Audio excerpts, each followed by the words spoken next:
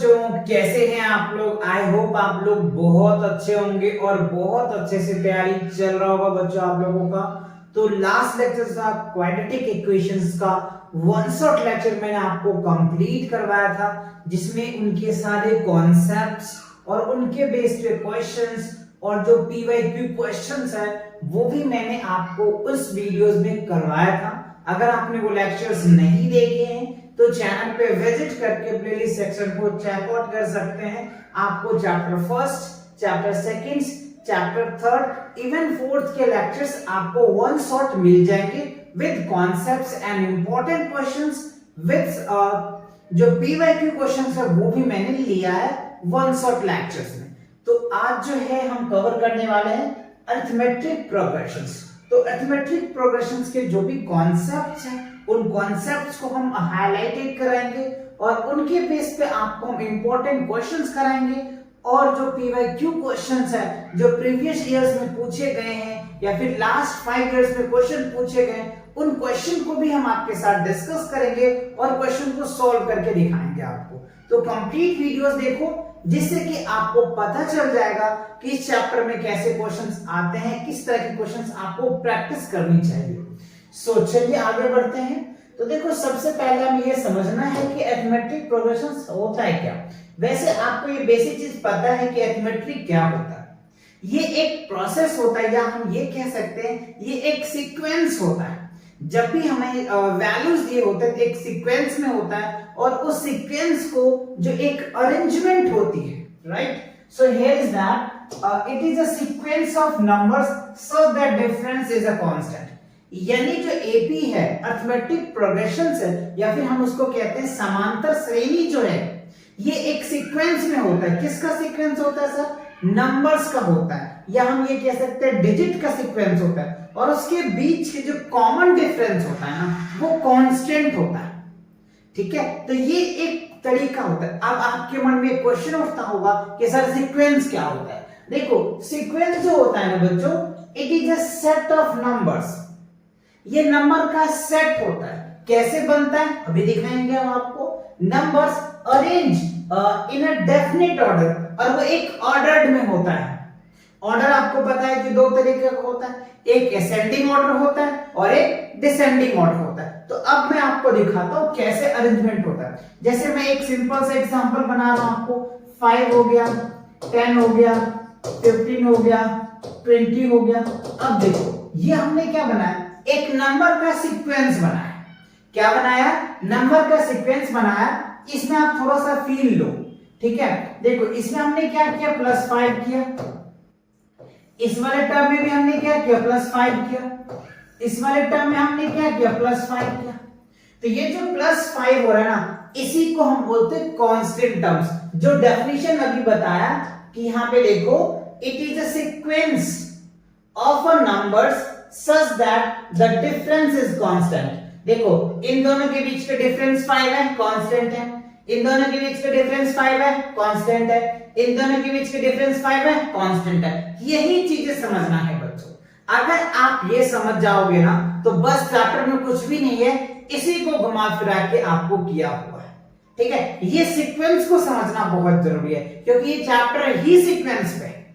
सो अब सीक्वेंस भी मैंने आपको समझा। ये क्या होता है, एक सेट होता है, नंबर का सेट। यानी ये 5 का मल्टीपल्स आपको दिया हुआ है ना, और एक प्रॉपर अरेंजमेंट हो रहा है डेफिनेट ऑर्डर में। ये कैसा ऑर्डर है, असेंडिंग ऑर्डर है।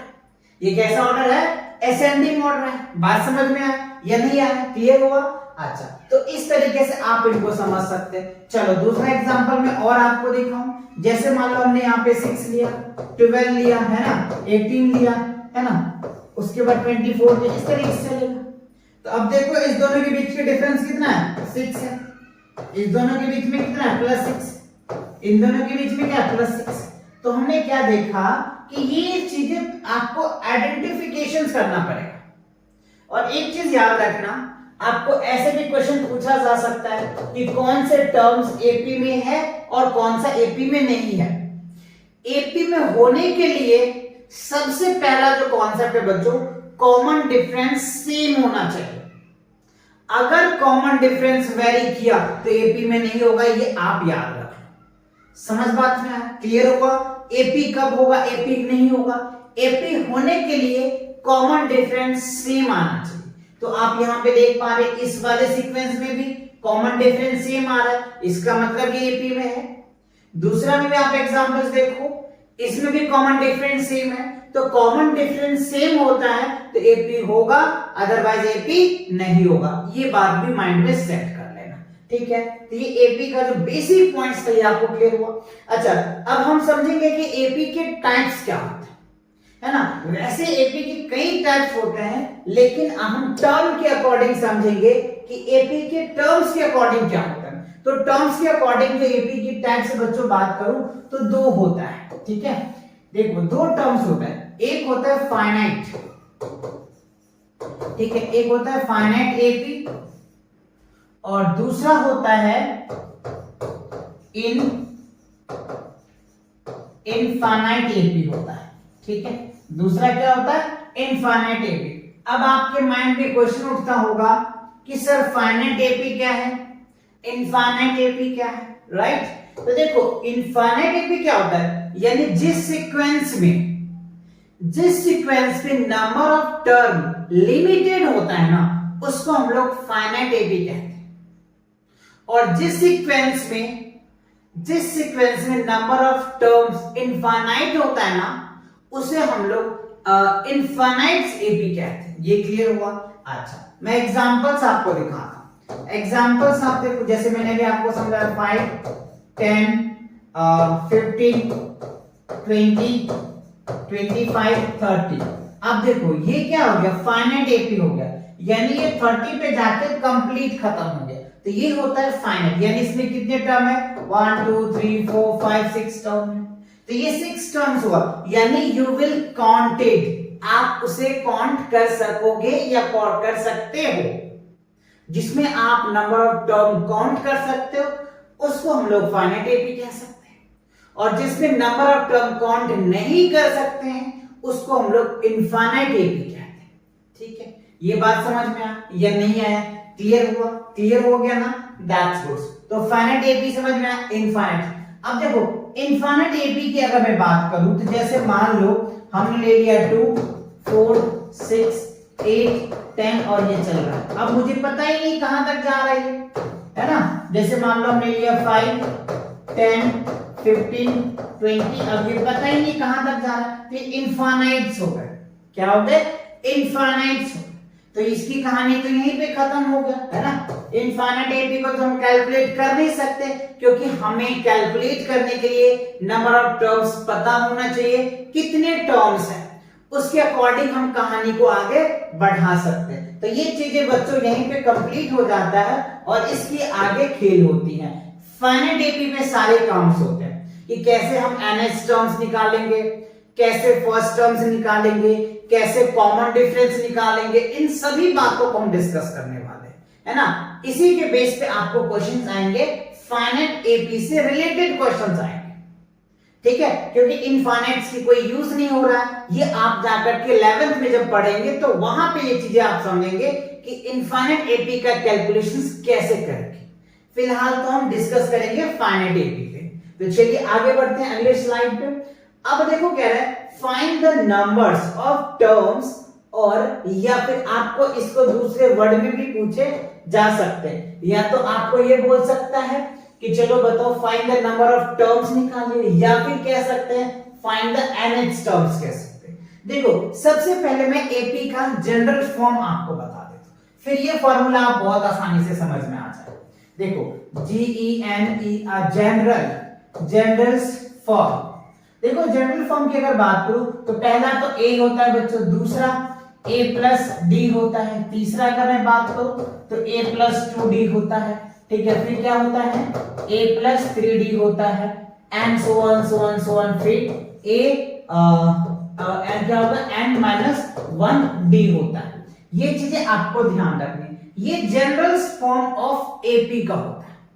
पहला फर्स्ट टर्म्स होता है, यानी इसको हम लोग क्या बोलते हैं, first term, FIRST first term होता है, ठीक है? ये क्या होगा, सेकेंड टर्म होगा, ये क्या होगा बच्चों, थर्ड टर्म्स होगा, ये क्या होगा, फोर्थ टर्म्स होगा। बात समझ में आया? और ये क्या हो जाएगा आपका nth टर्म्स होगा। क्या होगा nth टर्म्स। तो इसको हम लोग फर्स्ट टर्म्स बोल देते हैं a, और ये क्या हो जाएगा सेकंड टर्म्स, तो a2 बोल सकते हो आप। ठीक है, ये थर्ड टर्म है तो a3 बोल सकते हैं, और ये फोर्थ टर्म है तो a4 बोल सकते हैं, और इसी तरीके से चलता चला जाएगा तो इसको हम लोग an टर्म्स बोल देते हैं। तो बात क्लियर हुई या नहीं है? तो इस हिसाब से कर सकते हैं। अब जो देखो ये an है, ये an इस टर्म्स के बराबर होता है। So here is that an equals to क्या होता है a n-1 into d, और यही फॉर्मूला देखो अभी आपको ऊपर में लिखा हुआ दिख जाएगा। an बराबर a n-1 into d। Clear हुआ? फॉर्मूले समझ में आया कैसे बना? तो जनरल टर्म्स आपको याद रखना है बच्चों। बस देखो a plus d, a plus 2d dot dot dot a plus n-1d। तो इस तरह से हम कर सकते हैं। अब आपको देखो क्वेश्चंस कैसे घुमाएगा। क्वेश्चंस ये पूछा जाएगा, देखो a 7 टर्म्स बताओ। तो देखो 7 टर्म्स कह रहा है, तो हमें n की वैल्यू पता हो जाएगा, राइट? तो इसको हम कैसे लिख सकते हैं? a 7 इक्वल्स टू क्या करेंगे a, और ये जो होता है n होता है, तो यहाँ क्या लिखेंगे 7 माइनस 1 इंटू क्या लिखेंगे d, तो ये क्या हो जाएगा a प्लस 6d हो जाएगा। a7 को तोड़ना है तो इस हिसाब से तोड़ सकते हो। और अगर आपको कहता है कि a5 तोड़ो तो इसका क्या हो जाएगा a प्लस 5 माइनस 1 क्या हो जाएगा 4d, ये निकल के आ जाएगा। बात समझ आए कि नहीं आया? इस हिसाब से आप तोड़ सकते हो। जैसे मान लो आपको कहता है कि a10 निकालो, तो कैसे करोगे a और 9 माइनस 1 क्या, और 10 माइनस 1 क्या हो जाएगा 9, तो 9d आप लिख सकते हो। इस हिसाब से तोड़ सकते हो। बात समझ आए कि नहीं आया? तो इस फॉर्मूला का आप इस हिसाब से यूज कर सकते हो। ठीक है, और भी टाइप, जैसे अगर मान लो आपको कहता है कि a20 निकालो, तो कैसे करोगे a प्लस 19d हो जाएगा। तो इस हिसाब से आपको याद रखनी है। बात समझ में आया? इस फॉर्मूला का यूज करके देखो, इस फॉर्मूले में आपको कितने तरीके के क्वेश्चन पूछे जा सकते हैं। इसमें 4 तरीके के क्वेश्चन पूछे जा सकते हैं बच्चों। देखो इस फॉर्मूले से an equals to a n-1 into d, इस पे कितने तरह के क्वेश्चन पूछे जाते हैं। देखो सबसे पहला क्वेश्चन का मैं टाइप बता रहा हूं। पहला टाइप आपको ये पूछा जा सकता है an बराबर व्हाट, an आपसे निकालने के लिए कह सकता है। दूसरा a निकालने के लिए कह सकता है। तीसरा जो है nth टर्म्स निकालने के लिए कह सकता है, और चौथा जो है आपको d निकालने के लिए कह सकता है। यानी इसमें 4 अननोन क्वांटिटीज हैं। इस 4 में से कोई 3 वैल्यूज आपको दिए होंगे और चौथे वैल्यू निकालने को कहेंगे। तो ये बात आपको ध्यान में रखना है। कैसे पहचानना है, चलिए अगले स्लाइड में बढ़ते हैं और आपको ये क्वेश्चन भी प्रैक्टिस करके दिखाते हैं। एक्चुअली मैंने यहाँ पे क्वेश्चन लिख रखा है, आप इसको नोट कर लो, मैं इसको रफ कर देता हूं जिससे कि हम समझा पाएंगे आपको। चलो तो ये मैंने रफ कर दिया, ठीक है। अब देखो हमारे पास एक क्वेश्चन आया, find the 10th terms of an AP. जो एपी आपको देखो दिया हुआ, तो मैंने आपको बताया था एपी में होने के लिए क्या होना चाहिए, कॉमन डिफरेंस सेम होना चाहिए। तब आपके माइंड में क्वेश्चन भी उठ रहा होगा, सर कॉमन डिफरेंस तो होना चाहिए लेकिन निकालेंगे कैसे। तो देखो बच्चों, कॉमन डिफरेंस बहुत बेसिक्स होता है, a2 माइनस a1 होता है, इस तरह से निकाल सकते हो। या फिर आप क्या कर सकते हो, a3 माइनस a2 कर सकते हो, या फिर a4 माइनस a3 कर सकते हो। इस हिसाब से आप निकाल सकते हो, ठीक है। सभी का कॉमन डिफरेंस ही माना चाहिए। तो क्वेश्चन हमसे क्या पूछ रहा है, find the 10th terms of the AP. यानी ये एपी है, 2 है, 7 है, 12 है, ऐसे एपी बढ़ रहे हैं आगे। ये क्या है, इनफाइनाइट एपी कह सकते हैं, क्योंकि टर्म्स हमें पता नहीं कहां जाके खत्म होगा। इनफाइनाइट एपी कह सकते हो, ठीक है। अच्छा, अब आप देखो कि हमें a चाहिए, तो a हमें पता है कि फर्स्ट टर्म्स है, तो a की वैल्यू क्या निकल के आ जाएगा 2। अब चाहो तो इसको a1 कह लो, ठीक है। अच्छा, तो a1 आ गया। a2 की अगर मैं बात करूं बच्चों, तो a2 क्या हो गया हमारे पास 7 हो जाएगा, ठीक है। और मैं a3 भी निकालूं तो क्या हो जाएगा 12 हो जाएगा। तो अभी हमने आपको फॉर्मूला क्या सिखाया कॉमन डिफरेंस का, d बराबर क्या होता है a2 माइनस a1 कर दो, तो क्या निकल के आ जाएगा 7 माइनस 2, तो क्या होगा 5 आ जाएगा। तो हमें a की वैल्यू पता चल गया, यानी फर्स्ट टर्म पता चल गया, और 5 की वैल्यू पता चल गया। अब देखो हमें क्या निकालना है, A10 इक्वल्स टू व्हाट? तो A10 हमें पता है कि n की वैल्यू कितना हो जाएगा 10, है ना, n की वैल्यू कितना हो गया 10 हो गया, ठीक है। तो अब ये वाला फॉर्मूला लगाइए, an बराबर क्या होता है a n minus 1 into D. अभी मैंने आपको ये वाले फॉर्मूले करवाया है ना। चलो तो अब देखो A10, a की वैल्यू कितना हमारे पास 2, n की वैल्यू कितना है 10 माइनस 1 और d की वैल्यू कितनी है 5 है, ठीक है। तो 2 और 10 में से 1 जाएगा तो क्या होगा 9 और 9 5 जा 45, तो ये हो जाएगा 45 और 2 क्या होगा 47। तो दैट इज द आंसर्स। ये क्या निकल के आ गया 47 जो बच्चों आपका आंसर आ गया इस क्वेश्चन का।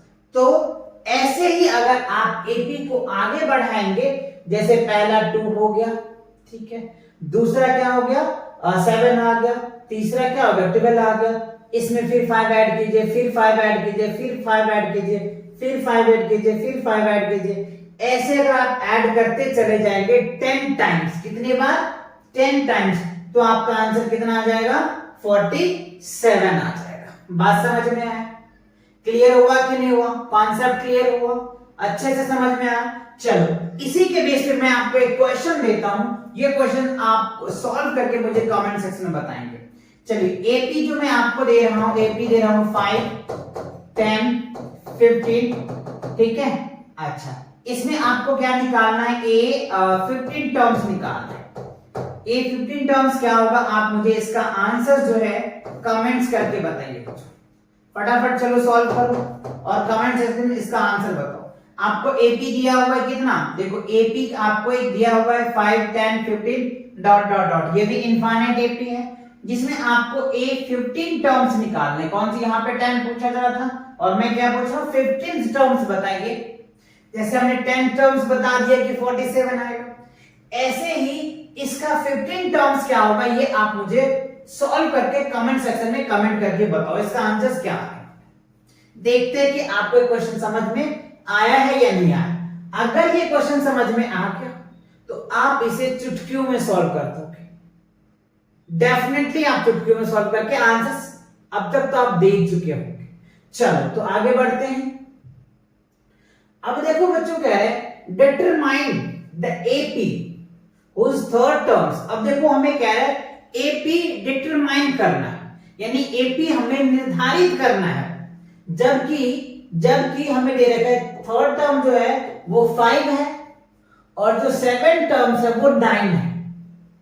अब देखो हमें टर्म्स दे दिया और उससे हमें कह रहा है कि आप एपी बनाओ, तो नो प्रॉब्लम एपी भी बनाएंगे। देखो ए थर्ड का मतलब ए 3 टर्म्स जो है आपको 5 दिया हुआ है और ए 7 टर्म्स जो है ना वो आपको 9 दिया हुआ है, ठीक है। तो अगर मैं इसको तोड़ूं तो ये क्या हो जाएगा a plus 2d equals to 5 हो जाएगा। इक्वेशन फर्स्ट बना दो इसको, और जब मैं इसको सॉल्व करूं तो a प्लस क्या हो जाएगा 6d होगा। ये कैसे होगा ये मैंने आपको अभी फॉर्मूले बताया था, an वाला है ना, a n minus 1 into D, है ना, ये चीजें बताए थे फर्स्ट टर्म्स, और n होता है उसमें से एक घटा देते हैं, तो देखो 7 था तो एक घटाया तो 6 आ गया, दिया गया। अब इक्वेशन सेकंड आ गया, ठीक है। तो मैंने आपको समझाया था कि एपी अगर आपको निकालना है तो उसके लिए जनरल टर्म्स आपको पता होना चाहिए। तो जनरल टर्म्स में क्या होता है, पहला a होता है, दूसरा a प्लस डी होता है, तीसरा a प्लस 2d होता है, a plus 3d, a plus 4d, a plus 5d dot dot dot dot a plus nd होता है। ये मैंने आपको एपी का जनरल फॉर्म बताया था, ठीक है। तो अगर मैं इस क्वेश्चंस के हेल्प से a और d की वैल्यू पता कर पाऊं तो बहुत आसानी से हम जो है एपी डिटरमाइन कर सकते हैं। तो चलिए इन दोनों इक्वेशन को सॉल्व कर लेते हैं। a प्लस 6d इक्वल क्या है 9, ठीक है, ये हो गया हमारा इक्वेशन सेकंड, ठीक है। अब इन दोनों इक्वेशन में से a को आप गायब कर लेते हैं, a कट जाएगा, ठीक है। तो 6 में से 2 जाएगा तो क्या होगा 4, और ये क्या हो जाएगा 9 में से 5 जाएगा तो क्या बचेगा माइनस का 4, तो माइनस माइनस कैंसिल्स, तो d की वैल्यू क्या निकल के आ गया 1 आ गया। अच्छा अब देखो डी की वैल्यू क्या निकल के आ गया 1। अब ये डी की वैल्यू किसी भी इक्वेशन में पुट कर दो। अगर मैं इसी इक्वेशन में पुट कर देता हूं तो a 6 into 1 9 हो गया। तो a बराबर क्या होगा 9 minus 6 क्या आ जाएगा 3 आ जाएगा। तो a की वैल्यू क्या आ गया 3 आ गई। ये चीजें क्लियर हो गया। अब देखो हमें a पता चल गया, d पता चल गया, दोनों वैल्यू पता हो गया। तो AP का जो जनरल फॉर्म होता है ना, AP ऑफ जनरल्स जो फॉर्म्स होता है बच्चों को क्या होता है a plus d, a plus 2d, a plus 3d and so on चलता है। तो a की वैल्यू हमें पता है 3, तो यहां पे हम 3 लिखेंगे। उसके बाद a प्लस d, तो 3 प्लस 1 क्या होगा ये 4 हो जाएगा। अच्छा फिर क्या होगा a प्लस 2d, तो 3 और 2 क्या होगा 5 हो जाएगा। फिर क्या आ जाएगा a 3 और 3 6 आ जाएगा। मतलब इस हिसाब से चलता चला जाएगा। तो जो हमारा फाइनली AP बना वो क्या बना 3 4 5 6 7 इस तरीके से चलता चला जाएगा। तो ये क्या बन गया आपका AP बन गया बच्चों। ध्यान ना क्लियर हुआ। तो ऐसे क्वेश्चंस को आपको बहुत अच्छे से बहुत ध्यान से आपको सॉल्व करना पड़ेगा।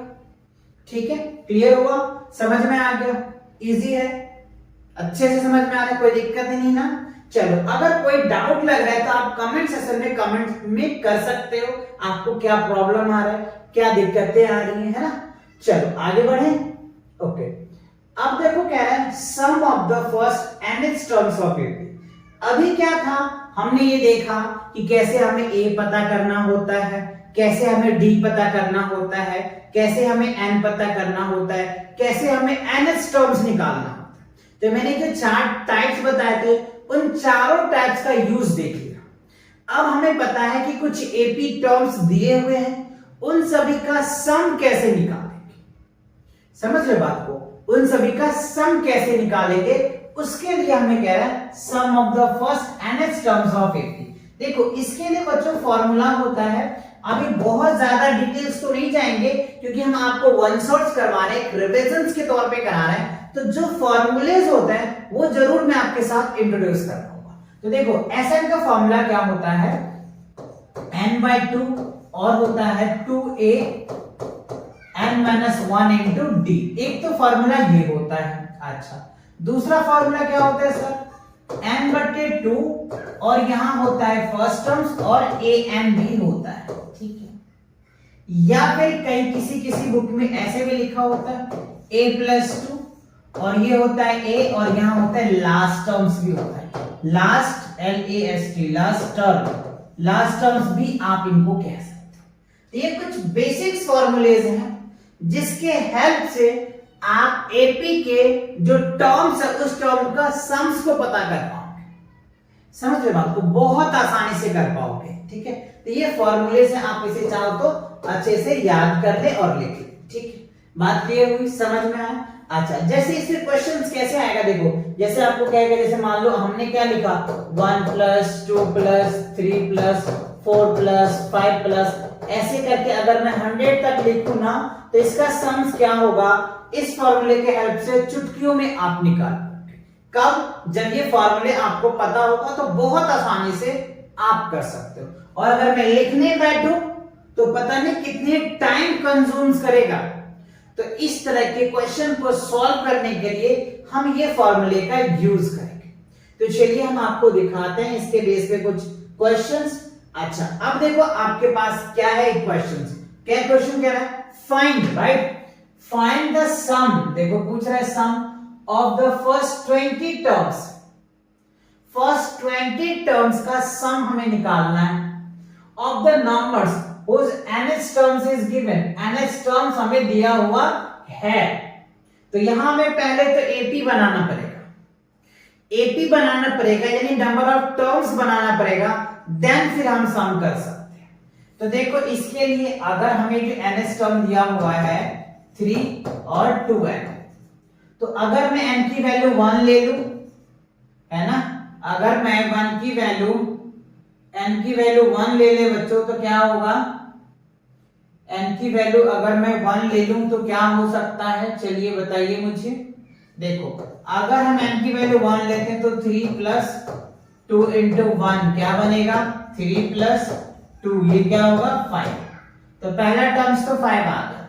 और अगर मैं n की वैल्यू 2 ले लूं तो 3 प्लस 2 मल्टीप्लाई 2 क्या होगा 3 और 4 क्या होगा 9 आ जाएगा। और अगर मैं n की वैल्यू 3 ले लूं तो 3 इंटू 2 इंटू 3 तो क्या होगा 3 और 6। अच्छा यहाँ पे कुछ मिस्टेक है क्या, 4 3 7 होगा ना। अच्छा अब ये हो जाएगा 9, ठीक है। अगर मैं A4 ले लूं तो क्या होगा 3 2 इंटू 4 तो क्या होगा 3 और 4 दूनी 8 3 11 क्या हो जाएगा 11। इसी तरीके से अगर मैं बढ़ता चला जाऊं तो A अगर 24 लूं तो क्या आएगा 3 2 इंटू 24 इक्वल टू क्या हो जाएगा 3 24 दूनी 48 48 और 8 3 11 51 आ गया, ठीक है। तो देखो इस तरीके से हम इनको सॉल्व कर सकते हैं। ये तो हमें क्या आ गया NH टर्म्स आए, टोटल कितने आएंगे 51 इस तरीके से आएंगे, यानी ऐसे 5 7 9 11 डॉट डॉट डॉट करते यहां तक पहुंचेंगे, ठीक है। तो अब जनरली अगर मैं आपको दिखाऊं तो हमारा जो AP बनेगा वो क्या होगा, वो होगा 5 7 9 11 इस तरीके से चलता चला जाएगा 51 तक जाएगा, ठीक है। तो ये चीजें हमें समझ में आया। अब इससे हमें क्या करना होगा, अच्छा क्या क्या हमें चीजें सॉल्व कर सकते हैं, हमें तो S निकालना है, S 24 निकालना है। तो इसमें देखो A की वैल्यू हमें पता चल गया कि A की वैल्यू 5 है। अच्छा अगर आप D निकालोगे तो क्या होगा 7 माइनस 5 क्या हो जाएगा D की वैल्यू 2 और N की वैल्यू हमें पता है 24 है, N की वैल्यू हमें पता है 24 है। तो बस अब हमें क्या निकालना है S24 इक्वल्स टू 24 बाई 2 और फॉर्मूला क्या है 2A, A की वैल्यू क्या है हमारे पास 5 प्लस N क्या है 24 माइनस 1 और इनटू D की वैल्यू कितना है 2, ये आ गया। ये तो फॉर्मूला लिखाया था ना मैंने, Sn इक्वल्स टू क्या होता है n by 2 2A n minus 1 into D, यही तो फॉर्मूला लिखाया था ना बच्चों, देखो वही पे हमने लिखा। n की वैल्यू था, n की वैल्यू 24 है बाई 2 2 इंटू 5 और 24 माइनस 1, ठीक है। चलिए इसको सॉल्व कर दीजिए, ये कितना 12 दूनी 24, ठीक है 12 आ गया। अच्छा 5 दूनी 10, ठीक है। इसको करोगे तो क्या हो गया 23 23 को 2 से मल्टीप्लाई करोगे तो 46 आ जाए, ठीक है। अब आप यहां करो 12 इंटू इसको करोगे 56 आ जाएगा, 56 को 12 से मल्टीप्लाई कर दोगे आपका सम निकल के आ जाएगा। चलो मैं यहां करके दिखाता हूं, देखो 6 दूनी 12 के 2 आ गया, ठीक है 5 दूनी 10 1 11, ठीक है 56 और ये हो जाएगा आपका 6, ये हो जाएगा 5 2 7 6 6 7 2 क्या हो रहा है 6 7 2 आ रहा है 6 7 2, यानी हम ऐसे इसको सम करेंगे है ना। आप ऐसे समझो थोड़ा सा है ना जनरल लैंग्वेज में कि अगर मैं 5 plus 7 plus 9 plus 11 plus dot dot 51 इतना को अगर मैं प्लस करूंगा ना तब जाकर के 6 7 2 रिजल्ट आएगा। ऐसे आपको बनाना पड़ेगा, तो ऐसे बनाने में पता नहीं आपको बच्चों टाइम बहुत लग जाएगा। तो उस टाइम को बचाने के लिए इस फॉर्मूले का यूज करके हम लोग क्या करते हैं सम्स निकालते हैं। बात समझ में? आपने देखा भी एपी का यूज कहां कहां हो रहा है। कई बच्चे तो ये कहते हैं सर हमने एपी तो पढ़ लिया, इसका यूज ही नहीं मुझे समझ में आ रहा है। देखो यूज कितने, इतने बड़े से कॉम्प्लेक्स कैलकुलेशंस को आप मिनटों में सॉल्व कर पा रहे हो, यही तो बच्चों यूज होता है। ऐसे कई यूजेस हैं, तभी मैं उस पर डिस्कस नहीं करने वाला। अब एक बेसिक चीजें जो है आपके एग्जाम को मैं टारगेट किया हूं, ना कि आपके यूजेस को। यानी हम आपके एग्जाम के अकॉर्डिंग जो क्वेश्चंस इंपॉर्टेंट है वो सारे क्वेश्चंस में लेके आया हूं वन शॉट्स में, और उसके साथ में कॉन्सेप्ट्स भी आपको करा रहा हूं। अगर आपको और भी डिटेल समझना है तो कॉन्सेप्ट वाले लेक्चर जो है ऑलरेडी चैनल पे अपलोडेड है, आप वहां देख सकते हैं। वहां पे आपको इन सभी बातों को मैंने डिस्कस किया है कि इसका यूज कहां कहां कर सकते हैं, कैसे हम इसका यूजेस करते हैं, सारी चीजें मैंने जो है सेपरेट लेक्चर में कर रखा है, तो आप वहां देख सकते हो। चलो तो अब बढ़ते हैं अगले क्वेश्चन। देखो अब क्या कह रहा है, the first terms of an AP is P. अच्छा ये देखो बच्चों सीबीएसई में ये क्वेश्चन पूछा गया है। ये क्या है, सीबीएसई से एग्जाम्स में पूछा गया है, यानी central board secondary of education से पूछा गया, जो सीबीएसई के क्वेश्चंस है।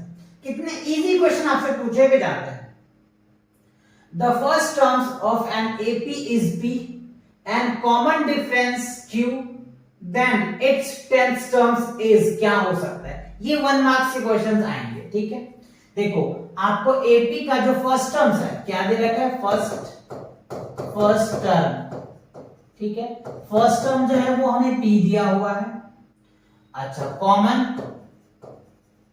कॉमन जो है कॉमन डिफरेंस क्यू दिया हुआ है, और हमें कह रहा है ये 10 टर्म्स बताइए, ठीक है।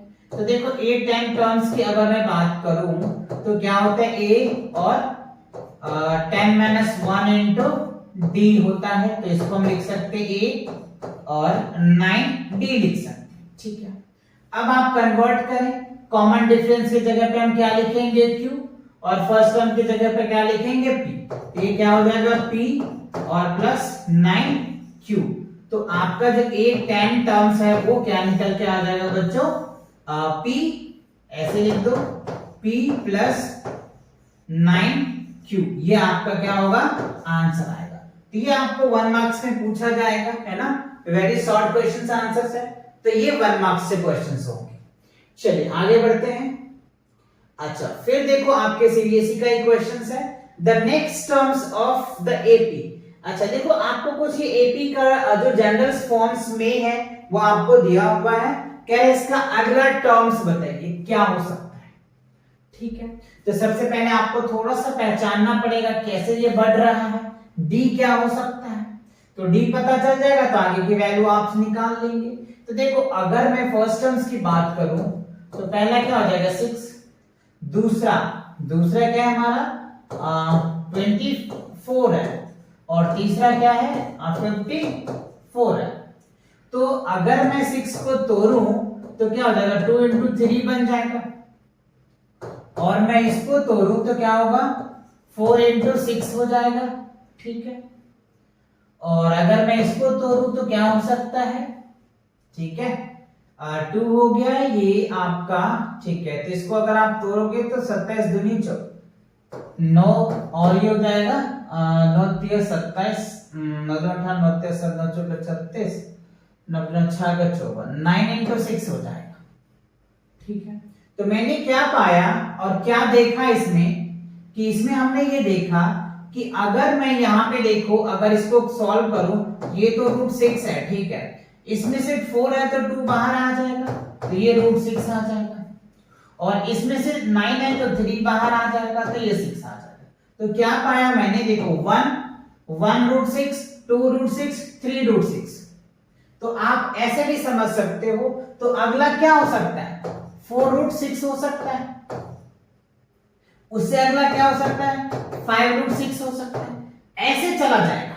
लेकिन हमें यहाँ पे रूट में ऐसे नहीं पूछ रहा है, ये आपको इनडायरेक्टली समझना पड़ेगा बच्चों ये हुआ कैसे। अब देखो इस वाले वैल्यू का तो मैंने समझ में आया, यह समझ में आ गया। अब देखो इसका आपको बताना है, क्योंकि आपको तो आंसर ऐसे देना है, √6 है, √24 है, √56 है। तो इसको अगर मैं इसको अंदर लेके जाऊं तो 16 आ जाएगा, 16 96 है ना। तो यहाँ पे क्या बनेगा अगला टर्म्स 96 बनेगा। उसके बाद अगर मैं अगला टर्म्स बताऊं तो देखो 25 है, अंदर जाएगा तो 25 आएगा, 25 को 6 से मल्टीप्लाई करो तो 625, यानी ऐसे देख लो 5 अंदर जाएगा तो 25, 25 फैक्टर कितना हो जाएगा, 6 पंचे 30 के 0, 6 दूनी 12, 12, 6 पंचे 30 के 0, हाथ में 3 आ गया, ठीक है, 6 दूनी 12, 12 3 15, 150 आ जाएगा। अगला टर्म क्या होगा, 150 आएगा। तो फाइनली हमें क्या कह रहा था, द नेक्स्ट टर्म्स, तो नेक्स्ट टर्म्स क्लियर हुआ ना, तो आप इसको ऐसे अरेंज कर सकते हो, ये क्या हो गया, √6 आ गया, √24 आ गया, √54 आ गया, √96 आ गया,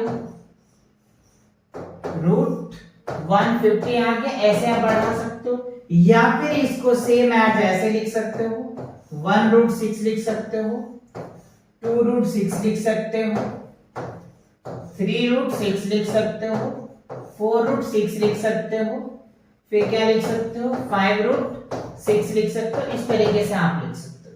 यही क्वेश्चन आपसे पूछा जा रहा था कि इसका नेक्स्ट टर्म्स बताइए। तो नेक्स्ट टर्म्स समझाने के लिए ये सारी चीजें मुझे करना पड़ा, इसके फॉर्म में लाना पड़ा। ऐसे ही आपको भी आइडेंटिफाई करना पड़ेगा कि कैसे ये टर्म्स आएगा, कैसे आप सॉल्व कर पाएंगे। बात समझ आया कि नहीं आया, क्लियर हुआ कि नहीं हुआ? चलो आगे बढ़ते हैं। ये भी बच्चों आपके 1 मार्क्स में ही क्वेश्चन पूछे जा सकते हैं। अब देखो नेक्स्ट क्या है, find the sum of first 8 multiple of 3। 3 का 8 मल्टीपल्स का सम हमें पूछा जा रहा है, ठीक है, 3 का। तो 3 का 8 मल्टीपल्स देखो, तो मल्टीपल ऑफ 3 की अगर मैं बात करूं तो 3 हो जाएगा, 6 हो जाएगा, 6 8 12 हो जाएगा, है ना, 15 आ जाएगा। फिर क्या होगा, इस तरीके से चलेगा, एक टर्म सही है ना। तो 3 का मल्टीपल ये होगा 3 3 6 3 12 15 3 18, इस तरीके से रहेगा, ठीक है। तो हमें a पता चल गया, a तो वैल्यू 3 है, d भी हमें पता चल गया कि d की वैल्यू 3 है, और n भी पता चल गया कि n हमें कितना 8 है। तो कह रहा है ना फर्स्ट 8 मल्टीपल से n की वैल्यू पता चल गया, और हमें क्या कह रहा है, सम निकालना है इसका। तो सम के लिए फॉर्मूला मैंने आपको बताया था, क्या, m/2 2a n-1 into d, ठीक है। ये वाले फॉर्मूलेज मैंने आपको बताया था। चलो इस फॉर्मूले का पुट करते हैं। तो m की वैल्यू हमें 8 पता है, यहाँ पे 8/2, 2 a की वैल्यू 3 है, n की वैल्यू 8 - 1 और d की वैल्यू क्या है, 3 है। चलिए इसको सॉल्व करेंगे तो ये तो 4 आ जाएगा। अच्छा 3 2 जा 6 और 9 8 में से 1 जाएगा तो क्या होगा, 7। तो 7 3 जा 21 और 6 को ऐड करो तो क्या निकल के आ जाएगा, 24 into 27। तो मल्टीप्लाई कर दो इससे, 7 के 7 चौक 28, कैरी 2, 4 दूनी 8, 2 10, 108। तो ये निकल के आ जाएगा आपका आंसर से। या आप ऐसे कह सकते हैं 3 का जो 8 मल्टीपल्स अगर आप लिखेंगे ना कुछ ऐसे, देखो ना, 6 हो गया, 3 6 9 है ना, 12 15 18 21 है ना, 21 हो गया, 24 हो गया, 27 हो जाएगा, 1 2 3 4 5 6 7 8। अच्छा 8 ही है बच्चों, तो यहाँ 8 24, इसको अगर आप ऐड करोगे ना तो 108 आ जाएगा। ऐसे लिख दो, क्या देख लो, 12 15 18 21 24, इसको ऐड करके देखो, आपका रिजल्ट 108 ही आएगा। चलो एक बार ट्राई कर लेते हैं, नो प्रॉब्लम्स। 3 2 6 9 9 2 18 18 2 20, ठीक है, 20 हो गया, 20 5 25 25 25 8 कितना हो जाता है, 8 5 13 23 23 23 एक मिनट के मिस्टेक हो रह गया, 4 1 5 5 8 5 13 13 13 हो गया, 13 5 18 18 2 20, ठीक है, 20 का 0 क्लियर हो गया। अच्छा 3 2 9 2 18, 8 हो गया 8, ठीक है। अब देखो 2 2 4 2 6 7 और 7 और 7 3 कितना हो जाएगा, 10 108 आ गया, ठीक है। तो 108 आए तो ये आपका आंसर आ जाएगा, 27 चौका 108 हो जाएगा, ठीक है ना। तो इस हिसाब से आप क्या कर सकते हैं, चेक भी कर सकते हैं। ये तो बहुत बेसिक्स था, इसलिए मैंने आपको चेक करके दिखा। वैसे ये करना नहीं है, ये आप सिंपल कर दोगे, आपका करेक्ट आंसर हो जाएगा। बस मैं आपको प्रूफ करके दिखाया कि ये होता है। ऐसे में आपके टाइम ज्यादा लगेंगे। ये फॉर्मूले याद है तो बहुत बेसिक से बहुत इजी से आप क्वेश्चन को सॉल्व कर सकते हो। चलो क्लियर हुआ, चलो आगे बढ़ते हैं। अब देखो क्वेश्चन कह रहा है how many 2 digits numbers are divided by 3। अच्छा, 2 डिजिट्स के नंबर्स कितने हैं जो 3 से डिवाइड हो जाएगा? 2 डिजिट के कितने नंबर्स हैं जो 3 से डिवाइड हो जाएगा? तो अगर मैं 2 डिजिट का सबसे छोटा नंबर की बात करूं तो वो क्या होता है? 10 होता है। क्या होता है बच्चों? 10 होता है। लेकिन 10 3 से डिवाइड नहीं होता है। अगला क्या होगा? 11 होगा, ये भी नहीं होता। 12, यस 12 हो सकता है। 12 जो है सबसे छोटा नंबर होगा जो 3 से डिवाइड हो जाएगा। तो क्या हो जाएगा? 12 में 3 ऐड करो तो 12 3 15, फिर क्या हो जाएगा? 18, फिर क्या हो जाएगा? 18 3 21। इस तरीके से चलता चला जाएगा। कहां तक जाएगा? कहां तक जाएगा? चलो तो देखो, जो 2 डिजिट्स का लार्जेस्ट नंबर है वो 99 होता है। लार्जेस्ट नंबर क्या होता है? 99 होता है। और 99 3 से डिवाइड हो जाएगा तो 99 तक चला जाएगा। यही उसके बाद तो 3 डिजिट्स आ जाएगा ना। हमें तो कह रहा है 2 डिजिट्स के नंबर, ठीक है, तो ये हमें पता चल गया। अच्छा, अब देखो हमें an पता चल गया।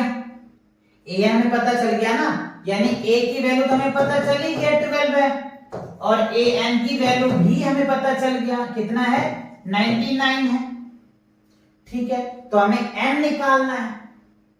हाउ मेनी 2 टर्म्स, कितने टर्म्स है ना, कितने टर्म्स है? तो इसके लिए पहले आपको n की बात करनी होगी, n निकालना पड़ेगा। तो सिंपल से चलो an निकाल लेते हैं, an निकाल लेते हैं। d की वैल्यू हमें पता है, d की वैल्यू भी पता चल गया कि 3 है।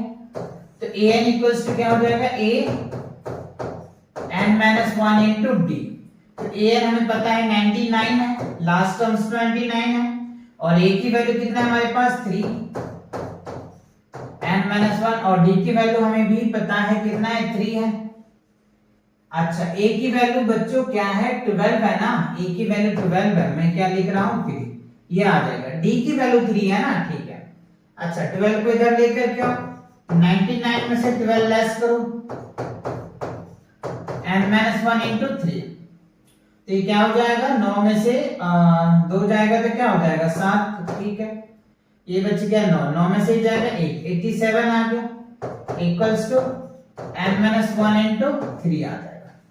अब आप यहां पे आ जाओ, n minus 1 equals to 87 by क्या हो गया? 3, इससे डिवाइड करो, 3 दूनी 6, 2 बच गया, 9 3 27, 29 आ रहा है। तो n माइनस 1 इक्वल्स टू क्या हो गया? 29। तो n की वैल्यू कितनी हो जाएगी? 29 प्लस 1 कितना आ जाएगा?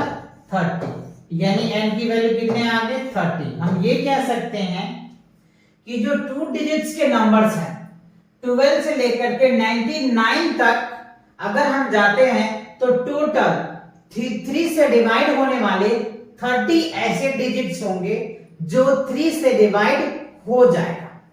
बात क्लियर हुई है ना? कह रहे हैं how many 2 digits numbers are divisible by 3।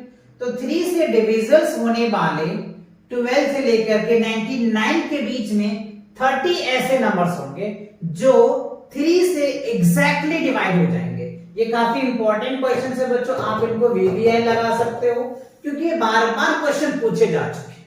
इस टाइप के क्वेश्चन तो डेफिनेटली आपको देखने को मिलेगा ही मिलेगा। तो इस क्वेश्चन को आप जरूर प्रैक्टिस कर लेना 2 से 3 बार, ठीक है। इस टाइप के क्वेश्चन को भी कर लेना। चलिए आगे बढ़ते हैं। तो इसी के साथ आपको ये वन शॉट लेक्चर में इतने क्वेश्चंस लिए जा रहे थे। तो आई होप आपको सभी क्वेश्चंस और जितने भी मैंने आपको कॉन्सेप्ट्स करवाए वो सभी कॉन्सेप्ट भी आपको बहुत अच्छे से समझ में आया होगा। और वीडियो पसंद आया है तो वीडियो को लाइक करें, अपने दोस्तों के साथ शेयर करें। Take care and bye bye.